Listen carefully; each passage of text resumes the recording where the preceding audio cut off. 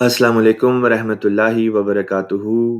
मुकर्रम मुशाहिदीन व सामीन किराम, खाकसार मुरब्बी सिलसिला फरहान रब्बानी एक बार फिर इस उर्दू प्रोग्राम में जिसका नाम आज के इमाम है, आपकी खिदमत में खुशामदीद कहता है। ये प्रोग्राम ठीक 11 बजे के लगभग जो है अ, हम आपकी खिदमत में पेश करते हैं ईस्टर्न स्टैंडर्ड टाइम के मुताबिक, जबकि पाकिस्तान में तकरीबन शाम के 8 बजे के करीब का वक्त होता है। तो आज जैसा कि आप जानते हैं कि हमेशा हमारा एक ये तरीक़ा इस प्रोग्राम में रहा है कि इस प्रोग्राम का दौरानिया 30 से 40 मिनट का हुआ करता है और इस प्रोग्राम के 2 हिस्से होते हैं। अव्वल हिस्से में हम आपकी खिदमत में जमात-ए-अहमदिया की जो मरकज़ी वेबसाइट है alislam.org, उससे कुछ ना कुछ मवाद आपकी खिदमत में पेश करते हैं, उस वेबसाइट का तारुफ़ आपकी खिदमत में पेश करते हैं।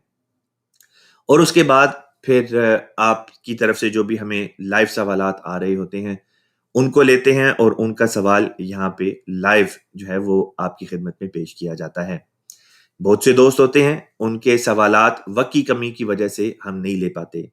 तो उनकी खिदमत में पहले से ही माज़रत, लेकिन साथ ही में आपको ये याद दहानी करा दूँ कि ये प्रोग्राम 6 दिन आता है, लिहाज़ा अगर आज के प्रोग्राम में आपका सवाल नहीं लिया जा सका तो फ़िक्र ना करें, कल के प्रोग्राम में आप अपना सवाल पेश कर सकते हैं।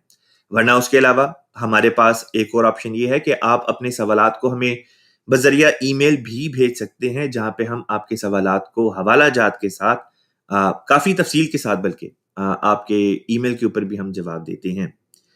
तो अगर आपका सवाल यहाँ पे आज के प्रोग्राम में ना आ सके, तो आप बेशक बज़रिया ईमेल अपना सवाल कर लें। वो दोस्त अहबाब जो जमात-ए-अहमदिया से ताल्लुक़ रखते हैं, आप लोगों से गुज़ारिश है, जो हमारे मेहमान हैं, यानी गैरस जमात जो दोस्त अहबाब हैं, उनको ज़्यादा से ज़्यादा मौका दें कि वो इस प्रोग्राम में अपने सवालात को पेश कर सकें। अक्सर कई दफ़ा ऐसा हो जाता है कि हमारे अपने अहमदी दोस्त अहबाब जो होते हैं, वो ज़्यादा सवाल कर रहे होते हैं और जो गैरस जमात हमारे दोस्त अहबाब हैं, वो जो हैं उनके सवालात कई दफ़ा बीच में रह जाते हैं। तो आप दोस्तों से जो इस प्रोग्राम को बाकायदगी के साथ देखते हैं, आपसे ये गुज़ारिश है कि जो हमारे मेहमान आते हैं, उनको ज़रूर मौका दें कि वो अपने सवाल कर सकें। इसी तरह बाज़ दोस्त हैं, हर प्रोग्राम में 4-4 5-5 सवाल कर रहे होते हैं। तो आप लोग चूँकि शुरू में प्रोग्राम में आ जाते हैं, आपके सवालात पहले ले लिए जाते हैं। लिहाज़ा दोबारा एक दफ़ा दरख़्वास्त है कि बाद में आने वालों को भी ज़हन में रखें कि उनको भी मौका मिले, वो भी अपने सवाल जो हैं, वो पूछ सकें। उनकी भी जो है वो तशफ़ी वग़ैरह जो है, वो यहाँ पे हो सके। इसके बाद आज का जो प्रोग्राम है उसकी तरफ चलते हैं। प्रोग्राम का जो टॉपिक है उसके बारे में कुछ लब-कुशाई करने से पहले जल्दी से आपकी खिदमत में जो हमारी मरकज़ी वेबसाइट है, यानी जमात-ए-अहमदिया की ऑफ़िशियल वेबसाइट, उससे कुछ आपको मुतारिफ़ कराता चलूँ। तो ये जी स्क्रीन के ऊपर जो आप देख रहे हैं, ये है जमात-ए-अहमदिया की वेबसाइट। इसका नाम है www.alislam.org। इस वेबसाइट पे जमात-ए-अहमदिया की तरफ से शाये किया जाने वाला लिटरेचर जो है वो तकरीबन काफ़ी हद तक यहाँ पे मौजूद है। मसलन जमात-ए-अहमदिया के बानी जिनका दावा इमाम मेहदी और मसीह मऊद होने का था, यानी हज़रत मिर्ज़ा ग़ुलाम अहमद साहब कादियानी अलैहिस्सलातु वस्सलाम, आपकी तमाम तर तसानीफ़, चाहे जो ख़ुतूत की शक्ल में थीं या आपके दुरूस जो आपने गाहे-गाहे अपनी मस्जिद में बाद नमाज़ इरशाद फ़रमाए या लोगों के सवालों के जवाब दिए या बाकायदा कुतुब लिखी या इश्तिहार दिए। तो ये तमाम तर जो कुतुब हैं, इनको किताबी शक्लों में जो है वो जल्दों की शक्ल में ढाल के तो जमात-ए-अहमदिया की इस मरकज़ी वेबसाइट के ऊपर जो है वो एक जगह पे यकजा कर दिया गया है। लिहाज़ा आप इन तमाम कुतुब को जो बानी जमात-ए-अहमदिया की हैं और इसी तरह बाकी कुतुब को भी जो जमात की तरफ से शाये होती रहती हैं, जमात के खुलफ़ा की तरफ से या जमात के मुतफ़र्रिक़ उलमा की तरफ से, वो आप हमारी वेबसाइट से जो है एक्चुअल जो असल कुतुब हैं, उनको आप यहाँ से पढ़ सकते हैं। तो आज ये आपको सेक्शन दिखाना था कि ये सारे शॉर्टकट्स बने हुए हैं मुख्तलिफ टॉपिक्स के मुतालिक। मसलन कुरान करीम से मुतालिक यहाँ पे आप क्लिक करेंगे तो कुरान से मुतालिक जो कुछ मवाद उर्दू में हमारे पास मौजूद है, इस वेबसाइट पे वो खुल जाएगा। इसी तरह खातमुल अंबिया सल्लल्लाहु अलैहि वसल्लम यानी हज़रत मोहम्मद मुस्तफ़ा सल्लल्लाहु अलैहि वसल्लम की ज़ात बाबरकात से मुतालिक कुछ मटीरियल आपको चाहिए, आप यहाँ पे क्लिक करें। मसलन ہم اس طرح سے اس لنک کو کلک کرتے ہیں تو انٹرنیٹ جو ہے یہ ہمیں اگلے صفحے پہ لے کے چلا جائے گا، جہاں پہ رسول پاک صلی اللہ علیہ وسلم کے متعلق جو احادیث ہیں، جو سیرت کی کتب ہیں، جو تاریخی حوالے سے کتب وغیرہ لکھی گئیں، اسی طرح حضور صلی اللہ علیہ وسلم کے اسوہ پر مبنی جو مواد جماعت احمدیہ میں اکٹھا کیا گیا ہے، علماء نے لکھا ہے، تو وہ بھی یہاں پہ آپ کو مل جائے گا۔ پھر مسیح موعود علیہ السلام کے بارے میں ہے، احمدیت، پھر خلافت، اور پھر یہ لائبریری سیکشن ہے۔ تو یہاں پہ بھی جو ہے ہم کلک کر سکتے ہیں اور انفارمیشن وغیرہ ہم حاصل کر سکتے ہیں۔ آج انٹرنیٹ لگتا ہے شاید تھوڑا کمزور ہے، جس کی وجہ سے ویب سائٹ جو ہے وہ پراپرلی لوڈ نہیں ہو پا رہی، لیکن بہرحال انشاءاللہ اس کی طرف اگر ضرورت پڑی تو دوبارہ واپس آ جائیں گے۔ اب جو آج کا اصل مضمون ہے اس کی طرف چلتے ہیں۔ آج کا مضمون ہے کہ کیا اب جو شخص یعنی رسول پاک صلی اللہ علیہ وسلم کی وفات کے بعد جو بھی شخص نبوت کا دعویٰ کرے، یا ویسے ہی رسول پاک صلی اللہ علیہ وسلم کے نبی ہونے کے بعد کیا اگر کوئی شخص اب نبوت کا دعویٰ کرے تو کیا ہمیں ایسے شخص کو قتل کر دینا چاہیے؟ ہم سے مراد مسلمان۔ اب یہ سوال ہے جس کو خاکسار آپ کی خدمت میں اس لیے لے کر آیا ہے کیونکہ بہت سے غیرز جماعت جو دوست احباب ہیں وہ یہ کہتے ہیں کہ جی جماعت احمدیہ کے بانی نے چونکہ نبوت کا دعویٰ کیا، لہٰذا اس وجہ سے قتل کے فتوے حضرت مسیح موعود علیہ السلام کی زندگی میں ان کے خلاف دیے گئے۔ پھر ہم دیکھتے ہیں کہ گاہے گاہے جماعت احمدیہ کے خلاف جو فتنے اٹھتے ہیں، جو پروپیگنڈے کیے جاتے ہیں، اس میں اس بات کو بہت زیادہ اچھالا جاتا ہے کہ حضور صلی اللہ علیہ وسلم کے زمانے میں اور خلفائے راشدین کے زمانے میں جن لوگوں نے نبوت کا دعویٰ کیا ان لوگوں کو تہہ تیغ کر دیا گیا، ان کو قتل کر دیا گیا، ان کا سر قلم کر دیا گیا اس بنا پہ کہ انہوں نے نبوت کا دعویٰ کیا۔ تو یہ جو ایک دعویٰ کیا جاتا ہے کہ جی فلاں شخص کو یا فلاں شخص نے نبوت کا دعویٰ کیا اس وجہ سے اس کو قتل کر دیا گیا، یا اگر کوئی نبوت کا دعویٰ کرے تو اس کو مار دینا چاہیے، تو اس بارے میں اسلام، خاص طور پہ ہمارے اسلام کی جو تاریخ ہے، جو رسول پاک صلی اللہ علیہ وسلم کے زمانے سے اور پھر آپ کی وفات کے بعد خلفائے راشدین کے زمانے سے تعلق رکھتی ہے، اس ضمن میں ہمیں کیا روشنی فراہم کرتی ہے۔ لہٰذا خاکسار کا ارادہ ہے کہ آج کا پروگرام اور اسی طرح اگلے ایک دو اور پروگرام جو ہوں وہ اس موضوع کے اوپر تفصیل کے ساتھ جو ہے وہ آپ کی خدمت میں ایک بحث کو، ایک گفتگو کو پیش کیا جائے۔ حضور صلی اللہ علیہ وسلم کو اللہ تعالیٰ نے آپ کی وفات سے کئی سال پہلے، تقریباً 5-6 برس پہلے ہی آپ کی وفات سے اللہ تعالیٰ نے آپ صلی اللہ علیہ وسلم کو مخاطب کر کے سورۃ الاحزاب کی وہ مشہور آیت نازل فرمائی جس میں اللہ تبارک و تعالیٰ نے فرمایا کہ اعوذ باللہ من الشیطان الرجیم، بسم اللہ الرحمن الرحیم، ما کان محمد ابا احد من رجالکم ولکن رسول اللہ و خاتم النبیین، کہ دیکھو محمد مصطفیٰ صلی اللہ علیہ وسلم تمہارے مردوں میں سے کسی کے باپ نہیں، لیکن وہ اللہ تعالیٰ کے رسول اور خاتم النبیین ہیں۔ اب خاتم النبیین کا جو چاہے ترجمہ کر لیں، ہمیں منظور ہے۔ اگر خاتم النبیین سے مراد یا خاتم النبیین کا ترجمہ یہ کیا جاتا ہے کہ اب کوئی نبی نہیں، بے شک اس ترجمے کو لے کے تو آج کی بحث کو آگے چلاتے ہیں، آج کی گفتگو کو آگے چلاتے ہیں۔ حضور صلی اللہ علیہ وسلم کو اللہ تعالیٰ نے بتا دیا کہ آپ اللہ تعالیٰ کی طرف سے خاتم النبیین ہیں۔ اب کوئی ایسا نبی نہیں آ سکتا جو آپ کے خلاف کھڑا ہو، کوئی نیا دین شروع کر سکے یا دین اسلام میں کسی قسم کی کوئی رد و بدل کر سکے۔ لہٰذا اب اگر کوئی شخص نبوت کا دعویٰ کرے تو اس کے ساتھ کس قسم کا سلوک ہونا چاہیے؟ غیر جماعت علماء یعنی جو احمدی نہیں ہیں وہ یہ کہتے ہیں کہ جی جو شخص بھی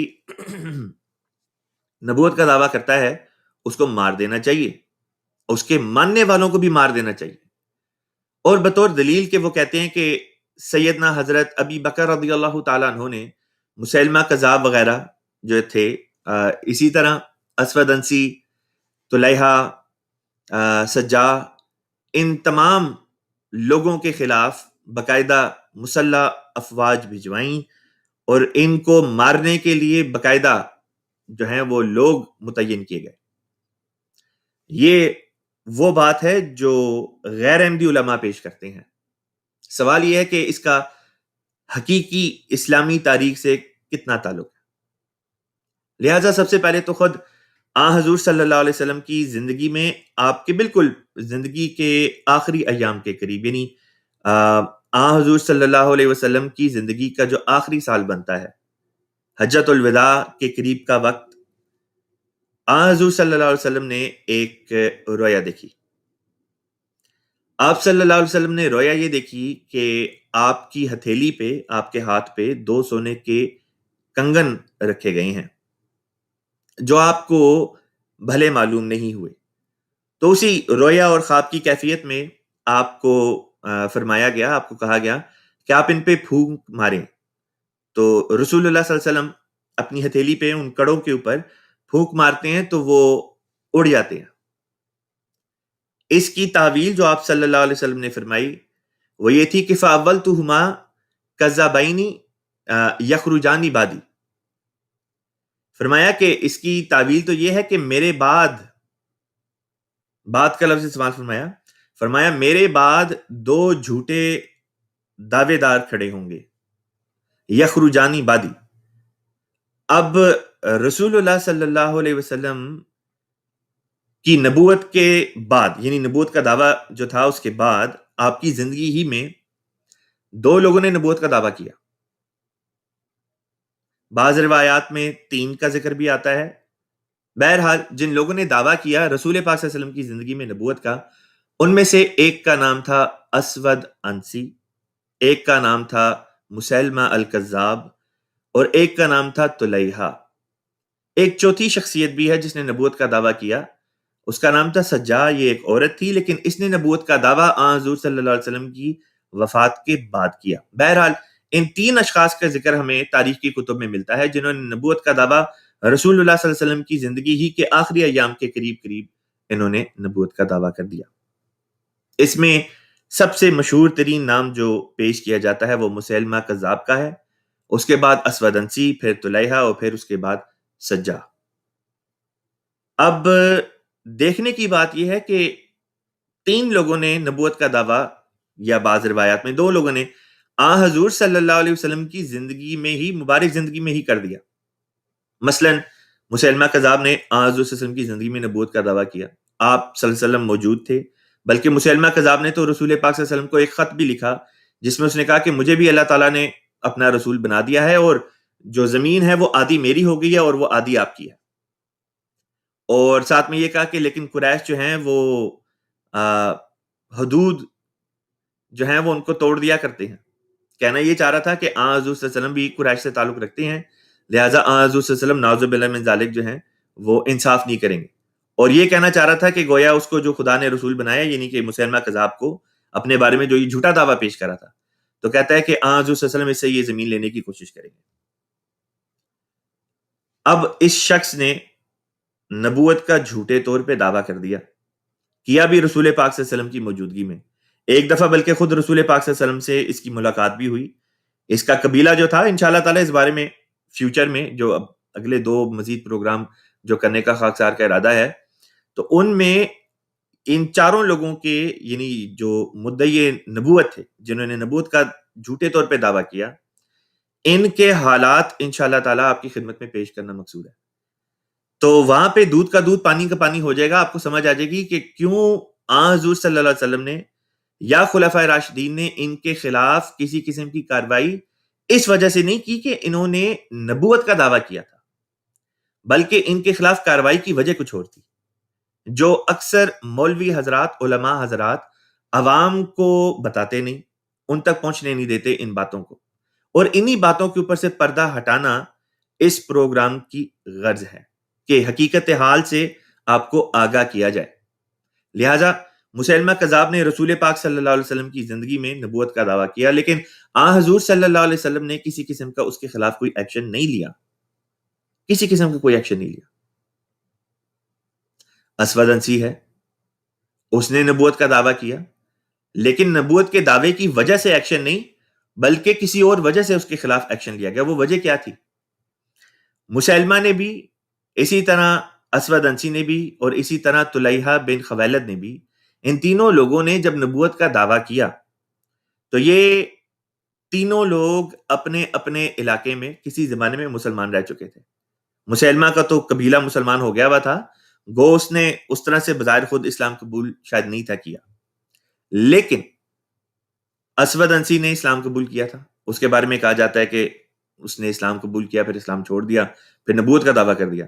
طلیحہ کے بارے میں بھی اس قسم کی روایت ملتی ہے کہ اس نے اسلام قبول کیا، پھر اسلام چھوڑ دیا اور پھر نبوت کا دعویٰ کر دیا۔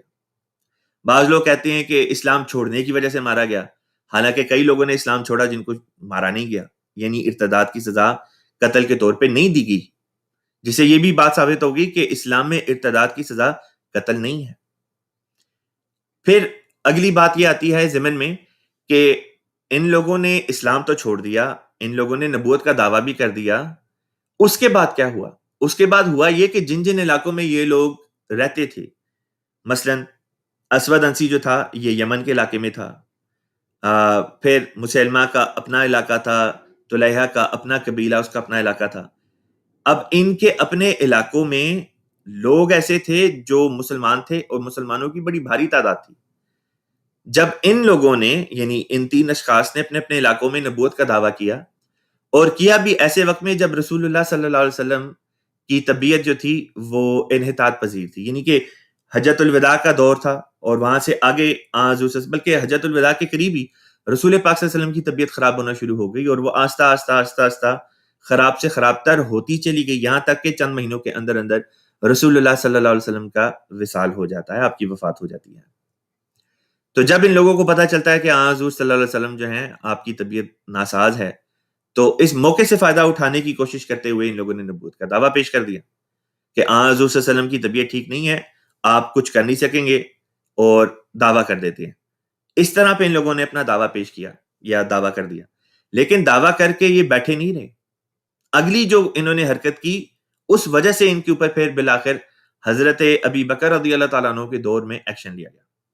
ان لوگوں نے نبوت کا دعویٰ کر دیا، نبوت کا دعویٰ کرنے کے بعد ان لوگوں نے جو ان علاقوں میں مسلمان گورنر یا جو حضور صلی اللہ علیہ وسلم کی طرف سے لیڈر مقرر کیے گئے تھے،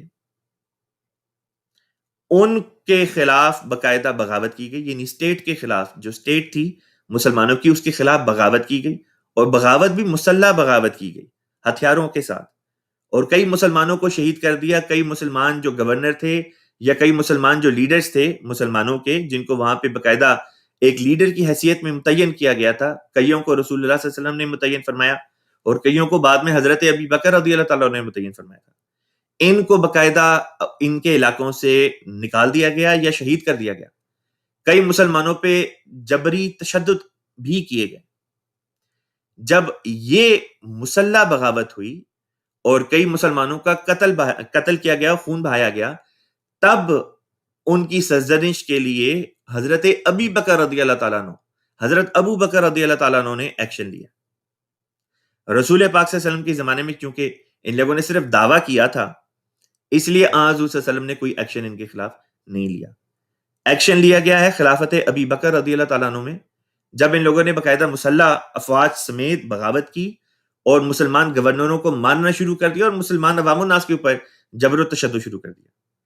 تب آپ رضی اللہ تعالیٰ عنہ نے ان کے خلاف جو ہے وہ مختلف اسلامی لشکر جو تھے ان کو بھیجا، اور پھر ان لوگوں کی سرزنش جو ہے وہ کی گئی۔ انشاءاللہ تعالیٰ اس موضوع سے تعلق رکھنے والے، چونکہ یہ 4 شخصیتیں ہیں، یعنی 4 لوگ جنہوں نے نبوت کا دعویٰ کیا، اب ان چاروں کے جو حالات زندگی ہوں گے انشاءاللہ 2 کر کے اگلے 2 پروگراموں میں خاکسار پیش کرے گا۔ پہلے 2 جو جھوٹے دعوے دار تھے ان کو لے گا اگلے پروگرام میں، اور پھر اس کے بعد جو والا پروگرام ہوگا اس میں اگلے 2 کو لے لے گا۔ اس طرح پہ یہ جو مضمون ہے اس کی تفصیل کے ساتھ ایک ہمارا یہ پروگرام 3 ایپیسوڈ کے اوپر آپ کی خدمت میں آ جائے گا۔ بہت سے دوست احباب کی طرف سے السلام علیکم کا تحفہ آ رہا ہے۔ وعلیکم السلام۔ سب سے پہلے دانیال احمد صاحب ہیں، پھر اسی طرح پہ غالب احمد صاحب بھی ہیں، سمل رومان ہیں، تہمینہ احمد ہیں جرمنی سے، عشرت بانو صاحبہ ہیں، ذکیہ بیگم صاحبہ ہیں، افتخار احمد صاحب ہیں، مظہر اقبال ہیں، غازفہ بٹ صاحب ہیں، عائشہ خواجہ صاحبہ، فوزیہ احمد صاحبہ، ڈھیر سارے احباب کی طرف سے جو ہے وہ السلام علیکم کا پیغام آ رہا ہے. سب کا نام لینا اس پروگرام میں مشکل ہے، لیکن آپ سب کو بہت بہت وعلیکم السلام. آئیے اب بعض کی طرف سے کامنٹس وغیرہ بھی آ رہے ہیں، وہ بھی آج آپ کے ساتھ شیئر کرتے ہیں. ایک یہ کامنٹ آیا ہے غالب صاحب کی طرف سے. آپ کہتے ہیں کہ جی آپ کا پروگرام بہت اچھا ہے بھائی جان، جزاک اللہ جی. اسی طرح پہ عشرت بانو صاحبہ کا ایک سوال آیا ہے.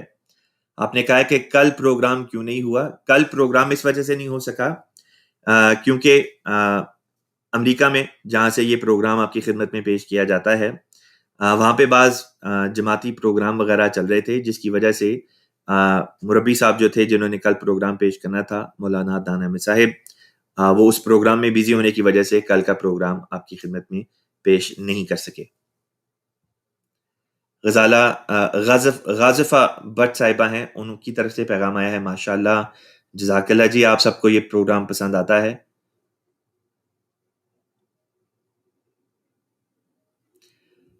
سوال آیا ہے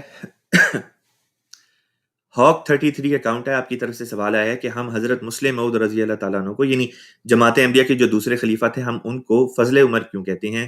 پلیز اس کا جواب ضرور دیں. اس سوال کا جواب جو ہے، اس کا تعلق حضرت اقدس مسیح موعود علیہ الصلوۃ والسلام کے بعض رویا اور کشوف کے ساتھ ہے. حضرت مسیح موعود علیہ الصلوۃ والسلام کو سن 1886 سے فروری 20 فروری سن 1886 سے، یعنی 1886 سے آنورڈز بعض الہامات اللہ تعالیٰ نے کیے، بعض رویا کشوف وغیرہ بھی دکھائے، ایک ایسے خاص بیٹے کے متعلق جو آپ کے ہاں پیدا ہونا تھا، جس نے ایک وقت میں جا کے آپ کا جانشین بھی بننا تھا، آپ کا خلیفہ بھی ہو جانا تھا، اور غیر معمولی قوتوں اور طاقتوں اور صلاحیتوں کا مالک اس لڑکے نے ہونا تھا. اور اس لڑکے کے متعلق تقریباً کوئی 52 علامتیں مختلف پیشن گوئیوں کے رنگ میں، مختلف الہامات میں، رویا و کشوف میں سیدنا مسیح موعود علیہ الصلوۃ والسلام کو گاہے گاہے دکھائی دی گئیں یا بتائی گئیں. اور یہ باتیں شروع ہوتی ہیں تقریباً 20 فروری سن 1886 سے آنورڈز. سب سے پہلی پیشن گوئی جو آپ نے اس ضمن میں شائع کی، وہ 20 فروری سن 1886 کو پیش گوئی مسلم موت کے نام سے جماعت کے لٹریچر میں شائع ہو چکی ہے.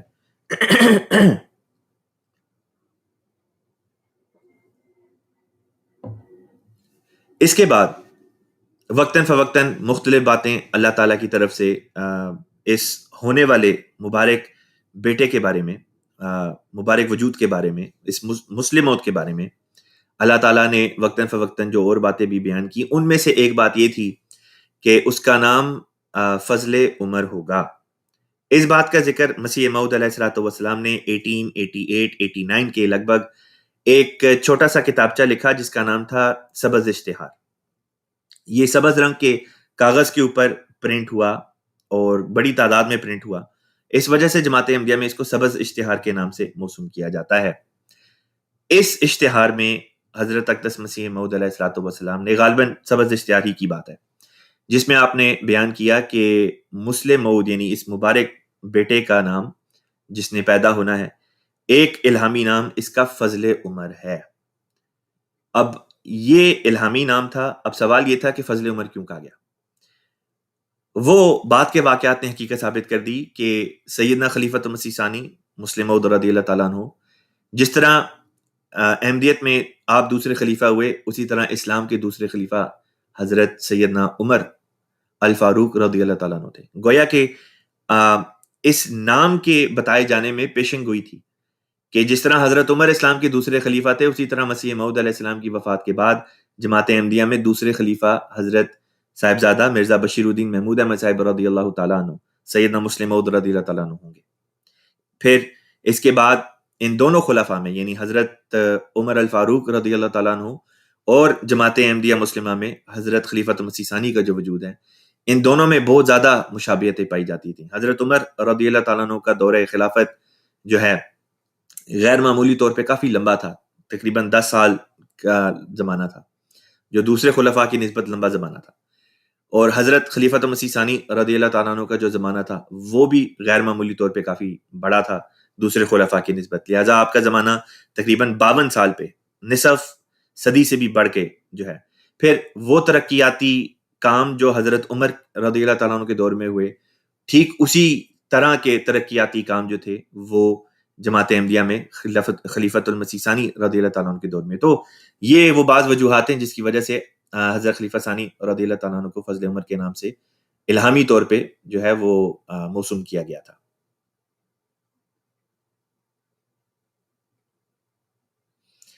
شکیل بابر صاحب کی طرف سے خاکسار کے لیے اور اسی طرح تمام جو دوست احباب اس پروگرام کو دیکھتے ہیں، شکیل بابر صاحب کہتے ہیں کہ جی ان سب تک سلام پہنچا دیں. وعلیکم السلام، جزاک اللہ جی شکیل صاحب. شکیل صاحب کا تعلق جرمنی سے ہے. ناصر خان صاحب بھی السلام علیکم کہتے ہیں. وعلیکم السلام.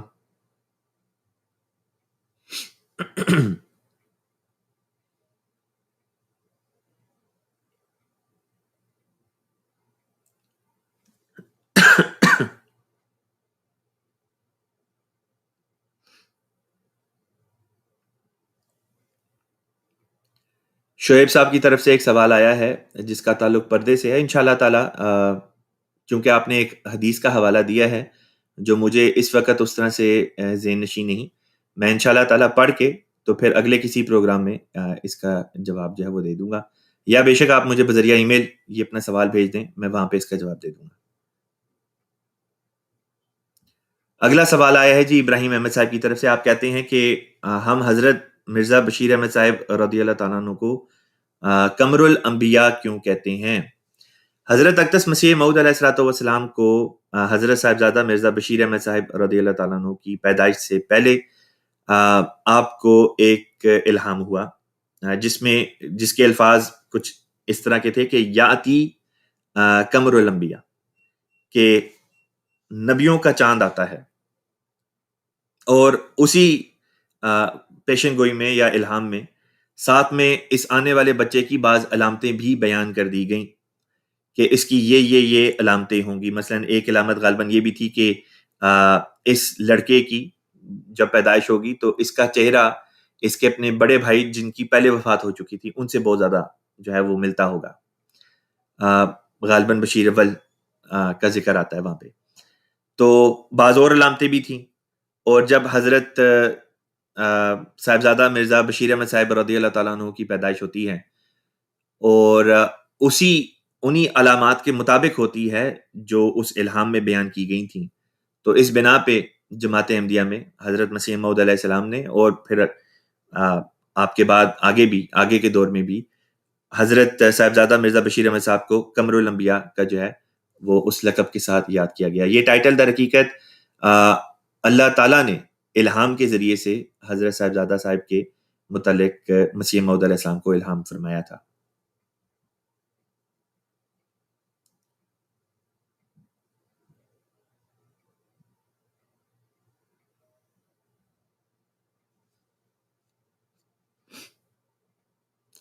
اچھا، ہاک صاحب کہتے ہیں کہ مربی صاحب جواب دیتے نہیں.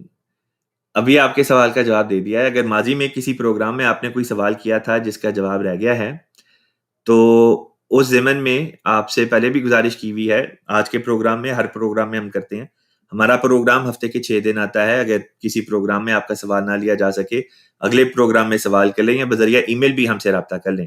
بعض دوست ہوتے ہیں ان کا اصرار اسی بات پہ ہوتا ہے کہ نہیں پروگرام ہی میں ہمارے سوال کا جواب دیں. تو اگر آپ پروگرام کے آخری حصے میں آئیں گے تو بہت مشکل ہے کہ آپ کے سوال کا وقت کی کمی کی وجہ سے ہم جواب دے سکیں. اگر شروع کے حصے میں جوائن کر لیں گے تو امکان زیادہ ہے کہ آپ کے سوال کو لے سکیں گے. جس طرح آج آپ کا سوال آیا تو وہ لے لیا، ورنہ یہ کہ اگر آپ ای میل کر دیں تو ای میل کے اوپر ہر سوال جو آتا ہے ہم کوشش کر کے اس کا جواب دینے کی کوشش کرتے ہیں.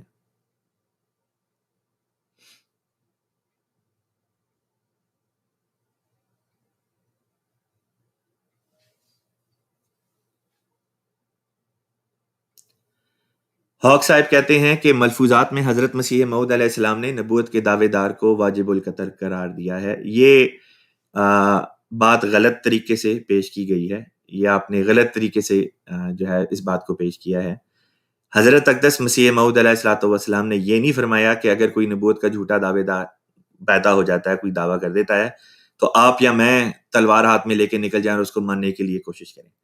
وہاں پہ یہ لکھا ہے کہ ایسا شخص خدا تعالیٰ کی نظر میں واجب القتل ہو جاتا ہے. اور خدا تعالیٰ جس طرح سے چاہے پکڑے. مثلاً لیکھ رام تھا، لیکھ رام کو کس طرح خدا نے پکڑا؟ لیکھ رام کو پکڑنے کے لیے کوئی مسلمان یا کوئی شخص تو اس طرح سے نہیں تھا گیا. اللہ تعالیٰ نے ایک فرشتے کو جو ہے، یا اللہ تعالیٰ نے جس کو بھی مقرر کر دیا وہ کر دیا. اب انسانوں میں سے تو کوئی اٹھ کے نہیں چلا گیا کہ اچھا جی ہم جا کے اس کا کام تمام کرتے ہیں. تو بات وہ کرنی چاہیے جس سے لوگوں میں مغالطہ پیدا نہ ہو.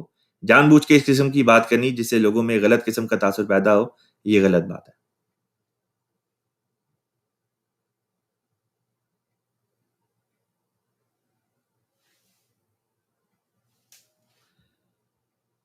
داڑھی کے بارے میں سوال آیا کہ جی داڑھی رکھنا فرض ہے یا سنت ہے. تو یہ تو سنت ہے، اور سنت پر عمل کرنا موجب ثواب ہوا کرتا ہے. اور انسان جس سے محبت کرتا ہے ان کی طرح دیکھنے کی، ان کی طرح دکھنے کی کوشش بھی کیا کرتا ہے.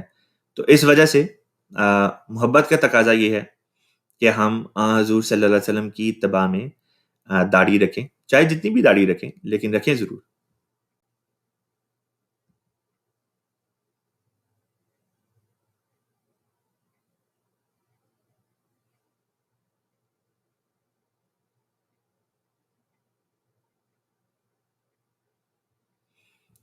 سوال آیا ہے صبور احمد صاحب کی طرف سے. آپ کہتے ہیں کہ جی اس کا کیا مطلب ہے جب آپ صلی اللہ علیہ وسلم جب فرشتے نے حضور صلی اللہ علیہ وسلم کا سینہ چیر کر اندر نور بھر دیا، اس کی تفصیل بتا دیں.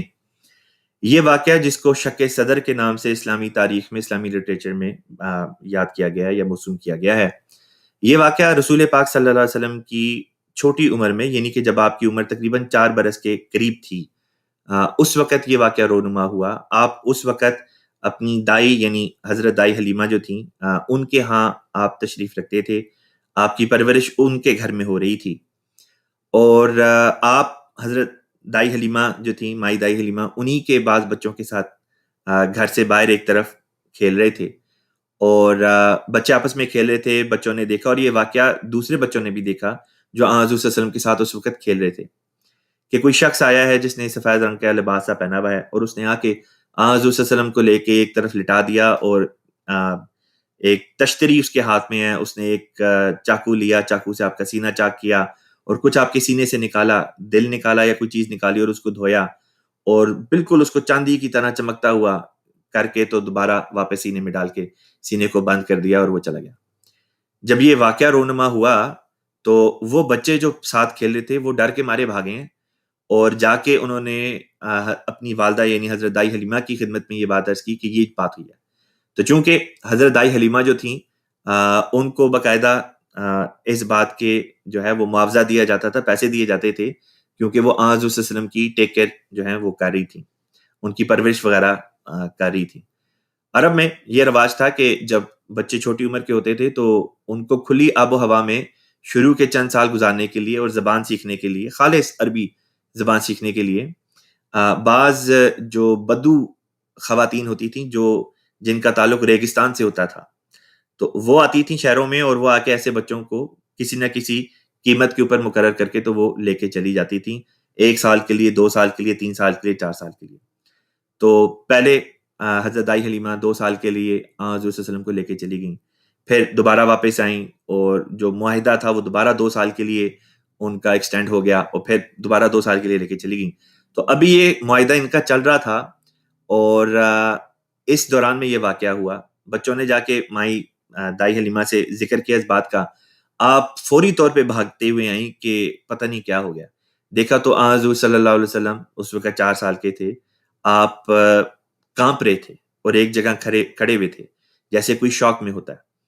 تو آپ نے فوری طور پہ حضور صلی اللہ علیہ وسلم کو اپنے سینے سے لگایا، پیار کیا، اور آپ کو ڈر ہوا کہ کہیں ایسا نہ ہو کہ کیونکہ اس زمانے میں اس قسم کی باتیں مشہور تھیں کہ بھوت پریت ہوتے ہیں، تو ان کو تھا کہ کوئی خدا نہ خواستہ اس قسم کی کوئی بات نہ ہو. اگر خدا نہ خواستہ کوئی اس قسم کی بات ہوگی تو بات مائی حلیمہ جو تھیں، دائی حلیمہ، ان کے اوپر آ جائے گی. اس واقعے کے فوراً بعد آپ حضور صلی اللہ علیہ وسلم کو ان کی والدہ کے پاس یعنی حضرت آمنہ کے پاس واپس مکہ چھوڑ گئیں. اب سوال یہ پیدا ہوتا ہے کہ ظاہری طور پہ یہ واقعہ ہوا یا اس کا کچھ اور رنگ تھا. بات یہ ہے کہ ظاہری طور پہ جسمانی طور پہ یہ واقعہ نہیں ہوا، کیونکہ اگر جسمانی طور پہ ہوا ہوتا تو پھر جسمانی طور پہ اس کے کچھ نشانات وغیرہ ہوتے. کسی ہمیں روایت میں اس طرح سے کوئی یہ بات نہیں پتہ چلتی کہ باقاعدہ حضور صلی اللہ علیہ وسلم کے سینے پہ کوئی چاقو کا نشان تھا. جس طرح انسیجن اگر کی جائے، چاک لگایا جائے تو اس سے نشان پڑ جاتا ہے، کوئی اس قسم کی بات نہیں ملتی.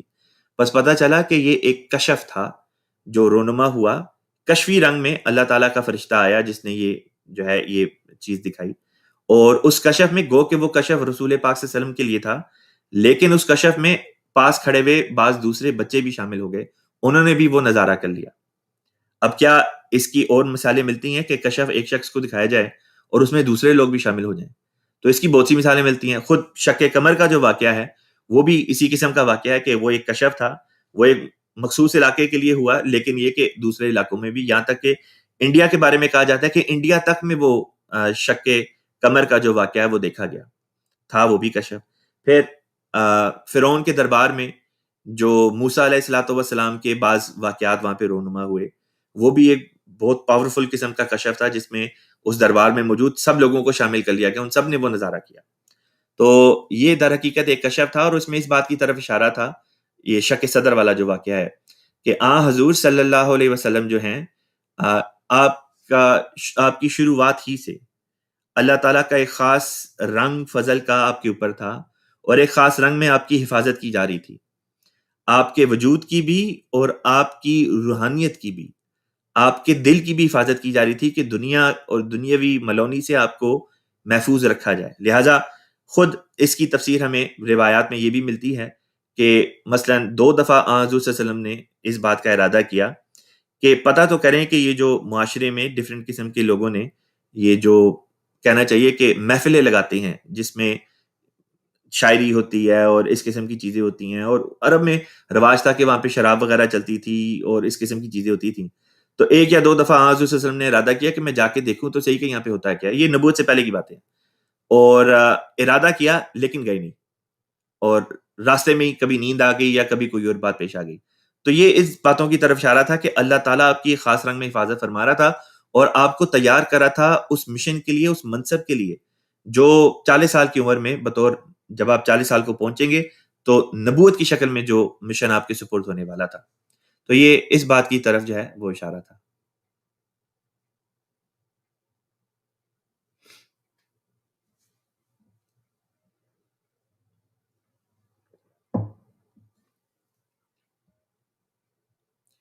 سوال آیا ہے جی، کہتے ہیں عمران خضر صاحب کہتے ہیں کہ میری بیٹی کا سوال ہے کہ اللہ تعالیٰ کو سب کچھ پتہ ہے، تو جب ہم مر جائیں گے تو ہم سے سوال کیوں پوچھیں گے؟ بڑا اچھا سوال ہے. اس کا ایک جواب تو بچے کو سمجھانے کے لیے یہ بھی دے سکتے ہیں کہ ٹیچر کو تو سب کچھ پتہ ہوتا ہے، تو پھر وہ ہم سے امتحان کے پرچے میں سوال کیوں پوچھتا ہے؟ اس کا اگر ہم یہ جواب دیں کہ وہ ہم سے سوال اس لیے پوچھتا ہے تاکہ اس کے نتیجے میں ہمارا امتحان ہو جائے، اور امتحان کے نتیجے میں پھر یا ہم پاس ہوں گے یا فیل ہوں گے، تو ٹھیک اسی طرح پہ اللہ تعالیٰ بھی سوال پوچھتا ہے، اور اس کے سوال کی غرض یہ نہیں ہوتی کہ مجھے نہیں پتا اس بات کا جواب لہٰذا مجھے جواب بتاؤ، بلکہ غرض یہ ہوتی ہے کہ تم نے جو کیا ہے اس کے متعلق اب جو ہے اس بات کا اعتراف کرو کہ آیا تم نے اچھے کام کیے یا برے کام کیے. اچھے کام کیے ہوں گے تو پھر اس کی جزا کے طور پہ اللہ تعالیٰ جنت عطا فرما دے گا، برے کام کیے ہوں گے تو پھر ممکن ہے کہ اس کی سزا کے طور پہ جہنم میں بھیجے، یا اگر اللہ تعالیٰ اپنا فضل اور رحم کرنا چاہے تو ویسے ہی بخش دے. تو یہ غرض ہوتی ہے اللہ تعالیٰ کے سوال کرنے کی.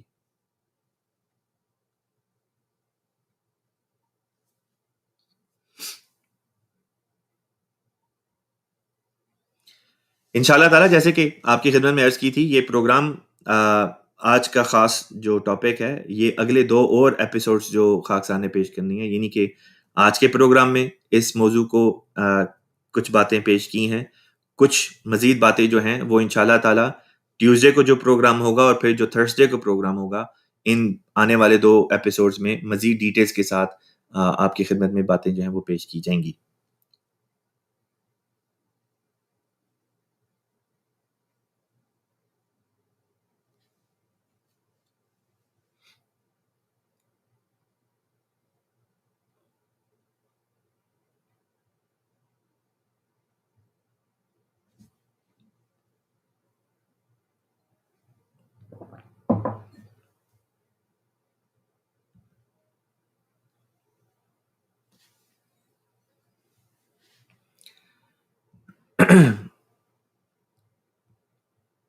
ہمارا ہر پروگرام جو آتا ہے اس میں مجھے اس چیز کی بڑی حیرانی ہوتی ہے کہ تقریباً ہر پروگرام میں بعض ایسے مسلمان دوست ہمارے آ جاتے ہیں جو آ کے گالیاں دیتے ہیں، گندی زبان استعمال کرتے ہیں. تو میں یہی سوچا کرتا ہوں کہ اگر یہ لوگ رسول پاک صلی اللہ علیہ وسلم کے زمانے میں موجود ہوتے تو ان کی زبان بتاتی ہے کہ یہ حضور صلی اللہ علیہ وسلم پر ایمان لانے والے نہ ہوتے، کیونکہ حضور صلی اللہ علیہ وسلم پر ایمان لانے والے گالیاں تو نہیں تھے دیتے، وہ تو مارے کھاتے تھے، ان کو باقاعدہ دوسرے لوگ مارتے تھے، ان کو گالیاں دیتے تھے. جب مسلمان کلمہ پڑھتے تھے تو امیہ بن خلف جیسے لوگ ان کو مکے کی ریتیلی زمین کے اوپر گرمی کے تپتے مہینوں میں گھسیٹتے تھے ننگے بدن، اور سینوں پہ صحابہ کے پتھر کی سلیں رکھی جاتی تھی. تو وہ تو آگے سے گالیاں نہیں تھے دیتے جس طرح احمدی حضرات گالیاں نہیں دیتے ہیں.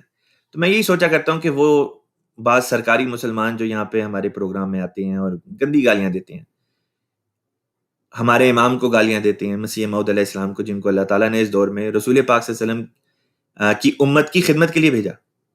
حضور صلی اللہ علیہ وسلم کی امت میں بطور رسول پاک صلی اللہ علیہ وسلم کے غلام کی حیثیت میں بھیجا، ایک ایسے وجود کو گالی دیتے ہیں، پھر خلیفۃ المسیح کو گالیاں دیتے ہیں. میں سوچا کرتا ہوں کہ ایسے لوگ واقعتاً اگر رسول پاک صلی اللہ علیہ وسلم کے زمانے میں ہوتے تو کیا یہ صحابہ اور حضور صلی اللہ علیہ وسلم کے ساتھ کس قسم کا سلوک کرتے؟ کیونکہ صحابہ والے اخلاق تو بہرحال یہ نہیں، وہ تو گالیاں سن کے دعائیں دیتے تھے.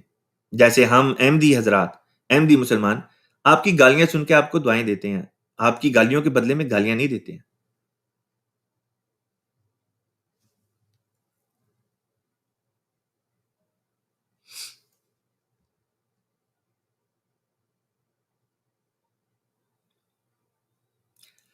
ساجد صحیح صاحب ہیں، آپ کی طرف سے ایک پیغام آیا ہے. آپ کہتے ہیں محمد صلی اللہ علیہ وسلم is the last and final messenger of Allah سبحانہ و تعالی.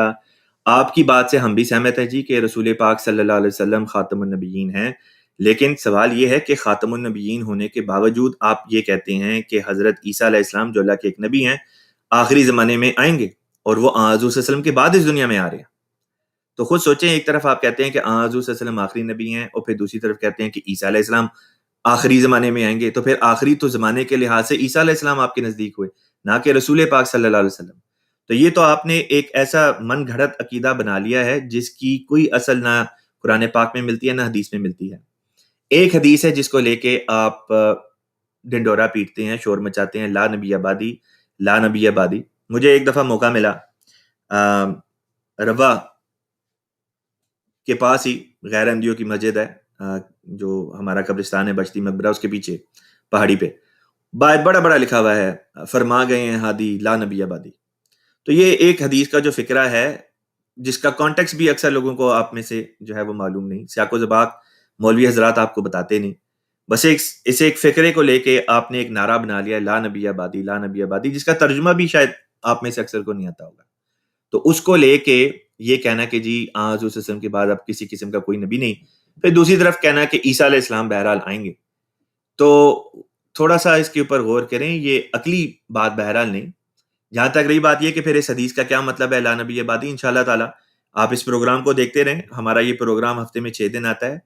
انشاءاللہ تعالیٰ اگلے چند دنوں میں ہی یا ہفتے ڈیڑھ ہفتے کے اندر اس بارے میں بھی تفصیل کے ساتھ وہ احادیث جو آپ پیش کرتے ہیں، آپ کے علماء پیش کرتے ہیں، یعنی غیر احمدی مسلمان علماء جو یہ حدیثیں پیش کرتے ہیں جس میں لا نبی آبادی سر فہرست ہے، انشاءاللہ تعالیٰ ان احادیث کے بارے میں سچ کیا ہے سیاق و سباق کی روشنی میں آپ کی خدمت میں پروگرام پیش کریں گے. آپ بھی دیکھیں، آپ کے علماء بھی اس پروگرام کو دیکھیں. آپ سے بلکہ گزارش ہے، آپ کے جن کو بھی آپ اپنا عالم سمجھتے ہیں، آپ ہمارے اس پروگرام کا لنک ان کے ساتھ شیئر کریں، اور آپ انہیں کہیں کہ جی ہم جو ہیں اعتراضات کا بھی جواب دے رہے ہیں، سوالات کا بھی جواب دے رہے ہیں، لیکن اب سوالوں کا جواب ان کو بھی دینا ہے، لہٰذا وہ بھی تیار ہو جائیں، اور ہماری طرف سے بھی جو سوال کیے جائیں انہوں نے بھی جواب دینے ہیں. تو لا نبی آبادی والی جو حدیث ہے انشاءاللہ تعالیٰ، اور اسی طرح اور جو دوسری احادیث ہیں ان کے اوپر عنقریب ہم پروگرام وغیرہ پیش کریں گے. تو ہمارے اس پروگرام کو دیکھتے رہیں، اور انشاءاللہ تعالیٰ اس ضمن میں آپ کے ساتھ آگے چل کے مزید کافی باتیں ہونے والی ہیں. ہمارے پروگرام کا دورانیہ چونکہ 30 سے 40 منٹ ہے، ہم 5 منٹ پہلے اوپر جا چکے ہیں. بعض اور دوستوں کی طرف سے باتیں وغیرہ آ رہی ہیں، لیکن انشاءاللہ تعالیٰ وہ سوال جو آج کے پروگرام میں اب مزید نہیں لیے جا سکتے ہم انشاءاللہ کل کے پروگرام میں لے لیں گے، یا بذریعہ ای میل بھی آپ ہم سے رابطہ کر سکتے ہیں۔ ای میل ایڈریس ہمارا نوٹ کر لیں، ہمارا ای میل ایڈریس ہے urduask@alislam.org۔ آپ ہمیں بھیج دیں اپنے سوالات ای میل کے ذریعے بھی، ہم انشاءاللہ تعالی وہاں پہ بھی آپ کے سوالات کا جواب دے دیں گے۔ آج کے پروگرام کو ختم کرنے سے پہلے بعض دوستوں کی خدمت میں ایک چھوٹی سی گزارش۔ بعض دوست احباب ہم سے رابطہ کرتے ہیں، ای میل پہ بھی کرتے ہیں، سوشل میڈیا کے ذریعے بھی کرتے ہیں، یہاں پہ بھی کرتے ہیں، اور کہتے ہیں کہ جی ہم احمدی مسلمان ہونا چاہتے ہیں، اور اس کے بعد جس قسم کی ان کی طرف سے ہمیں پیغام آ رہے ہوتے ہیں اس سے پتہ چل جاتا ہے کہ احمدیت کا مطالعہ انہوں نے کوئی خاص کیا ہوا نہیں، یا کچھ بھی معلوم نہیں، کسی اور غرض سے یا وجہ سے وہ رابطہ کرنے کی کوشش کر رہے ہیں۔ تو اس ضمن میں ایک ایپیسوڈ کی تھی خاکسار نے 3-4 دن پہلے، جس کا نام تھا 10 افواہیں احمدیوں کے متعلق جو جھوٹی افواہیں ہیں۔ تو وہ ویڈیو ہماری پلے لسٹ سے جا کے ضرور دیکھیں، اس لیے کیونکہ بعض لوگوں کو یہ کہا جاتا ہے کہ احمدی ہو جاؤ گے تو پیسے ملیں گے، احمدی ہو جاؤ گے تو باہر کے ملک کا ویزا مل جائے گا، احمدی ہو جاؤ گے تو شادی کے لیے لڑکی دے دی جائے گی۔ اس قسم کی فضول باتیں مولوی حضرات نے بنائی ہوئی ہیں، اور اکثر جو نوجوان مسلمانوں کا طبقہ ہے، چونکہ انہوں نے جماعت احمدیہ کی تو کوئی کتاب پڑھی نہیں، نہ جماعت احمدیہ سے کوئی ان کو کوئی متعارف کرایا گیا ہے، جو بھی ان کا جماعت کے بارے میں تعارف ہے وہ سارے کا سارا مولویوں کی طرف سے ان کو ملا، اور مولوی حضرات جیسا کہ آپ جانتے ہیں جھوٹ اس طرح آج کل کے مولوی بولتے ہیں جیسے کہ پانی پی رہے ہو۔ تو ایسے دوستوں کے لیے یہ ویڈیو تیار کی گئی تھی جس کا ذکر کیا ہے، اس کو پلیز ایک دفعہ دیکھ لیں ہم سے رابطہ کرنے سے پہلے، تاکہ اس قسم کی اگر باتیں آپ کے ذہن میں ہیں تو ممکن ہے کہ آپ کو رابطہ کرنے کی ضرورت ہی نہ پڑے۔ لہٰذا وہ ویڈیو جو ہے وہ دیکھ لیں، اور وہاں سے ہوپفلی انشاءاللہ تعالیٰ آپ کی تسلی ہو جائے گی۔ اگر آپ کی احمدیت کے بارے میں جینوئن اپروچ ہے، آپ واقعتاً احمدیت کا مطالعہ اس لیے کر رہے ہیں کہ آپ سچائی تک پہنچنا چاہتے ہیں، اور آپ کو احمدیت میں سچائی دکھائی دیتی ہے، تو پھر آپ بے شک احمدی ہوں، ضرور ہوں، کوئی بھی آپ کو نہیں روکتا۔ لیکن اگر آپ کی احمدیت کو قبول کرنے کی غرض یہ ہے کہ جی کوئی ویزا مل جاتا ہے یا کوئی پیسے مل جاتے ہیں، تو میں آپ کو حلفاً یہ بات کہہ دیتا ہوں کہ کوئی ایسی بات نہیں، نہ کوئی ایک ٹیڈی پیسہ ملتا ہے، نہ کوئی ویزا لگتا ہے، کچھ بھی نہیں لگتا۔ عقلی بات ہے، اگر احمدی بننے کے نتیجے میں ویزے لگتے ہوتے تو کیا پاکستان میں کوئی احمدی بیٹھا ہوتا؟ بہت سے احمدی ایسے ہیں جن کے لیے زندگی تنگ کر کے رکھ دی گئی ہے، لیکن اس کے باوجود وہ تمام تر تکلیفیں برداشت کریں اور ادھر ہی رہ رہے ہیں۔ کیا وہ نہ پاکستان سے باہر چلے جاتے ہیں بہتر زندگی کی تلاش میں، ایسے ملکوں میں جہاں پہ مذہبی آزادی ہو، جہاں پہ وہ آزادی کی فضا میں سانس لے سکیں، اذان دے سکیں، نمازیں پڑھ سکیں، خود کو مسلمان کہہ سکیں، جو کہ ان کا حق ہے، انسانی حق ہے۔ تو وہ دو احباب جو ہم سے رابطے کرتے ہیں اور اس غرض سے کرتے ہیں کہ جی کوئی ویزا مل جائے گا یا پیسے مل جائیں گے، آپ کو اس بات کی میں دوبارہ ایک دفعہ آپ سے درخواست کرتا ہوں کہ جس ویڈیو کا ذکر کیا ہے وہ ایک دفعہ ضرور دیکھ لیں۔ آج کے پروگرام کو یہیں پہ ختم کرتے ہیں، آخر میں درود شریف پڑھ لیتے ہیں۔ اللہم صلی علی محمد وعلی آل محمد کما صلیت علی ابراہیم وعلی آل ابراہیم انک حمید مجید، اللہم بارک علی محمد وعلی آل محمد کما بارکت علی ابراہیم وعلی آل ابراہیم انک حمید مجید، والسلام علی من اتبع الہدی وآخر دعوانا ان الحمدللہ رب العالمین۔ السلام علیکم ورحمۃ اللہ۔ محمد رسول اللہ